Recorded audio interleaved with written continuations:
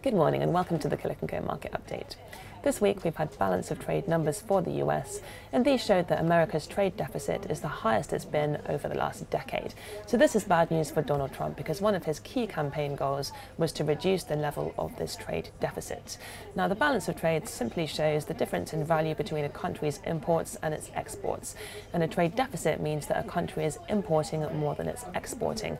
A deficit is thought to be bad because it means that a country is importing from abroad rather than supporting its local jobs and local industries. The American steel industry is a good example here, so that's been in decline for a number of years because the Americans have been importing cheaper steel from China. Over the last few months, Donald Trump has been imposing tariffs on Chinese imports into the US in the hope of reducing the level of imports. And if you look at the numbers that came out yesterday, it does appear that the US is now importing less from China, but it hasn't stopped the overall trade deficit rising. And a possible reason for that is that while the US is no longer importing as much from China, it's now instead importing from other countries where it's costing them more. So the total value of America's imports is actually going up. Another factor that probably hasn't helped this deficit is the stronger dollar. So because the dollar has been strengthening, it makes America's exports look less attractive to other countries, and also it makes it easier for the US to import because imports become cheaper for them. So whatever the reason, the fact that this trade deficit has gone up is definitely bad news for Donald Trump, especially bearing in mind that he is gearing up for his next presidential campaign.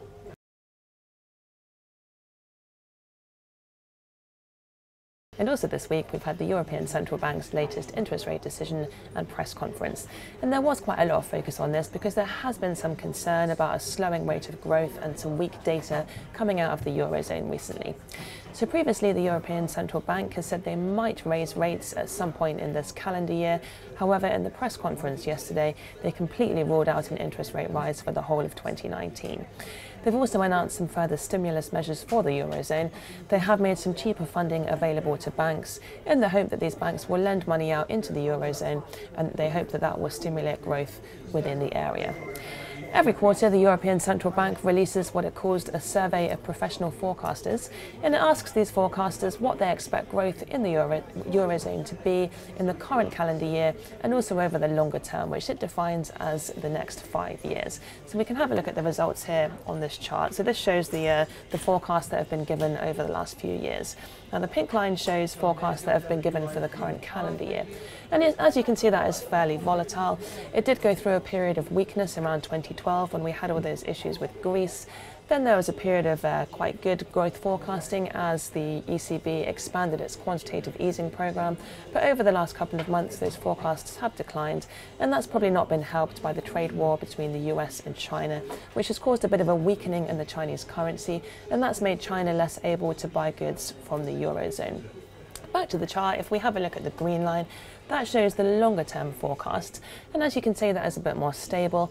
Hasn't changed a huge amount over the last few years, but if you look closely, there is a subtle downward trend there. So there is a little bit of concern at the moment about the state of growth in the Eurozone, and it is something we are keeping a close eye on.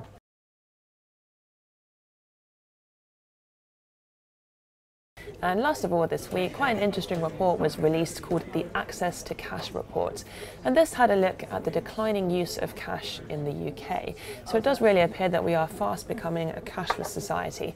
And this report gave quite an interesting example of a man who owned his own bar. And he's recently stopped accepting cash in his bar. Many different reasons for this. One is that contactless payments are much quicker, so he has less queues in the bar. One is that he doesn't have to keep going to the bank to top up on notes and coins. Another is he doesn't have to stay late at the end of each day to count up all the cash that's come in. And the last one is that his insurance bill has gone down a lot because he's not holding cash on site. So you can see there are lots of reasons why retailers are no longer as willing to take cash. Now the focus of the report was actually the vulnerability of people who have not got access to digital payments. So that was the real focus of the report. But actually one of the key takeaways for us was how quickly we are moving away from cash, and therefore how big the opportunity is for the future of online payments. Now, taking a look at the week ahead, it's a fairly quiet one in terms of companies reporting, but we have got results coming out from Standard Life Aberdeen, Prudential and E.ON. That's it from us. Have a great weekend, and we'll see you next Friday.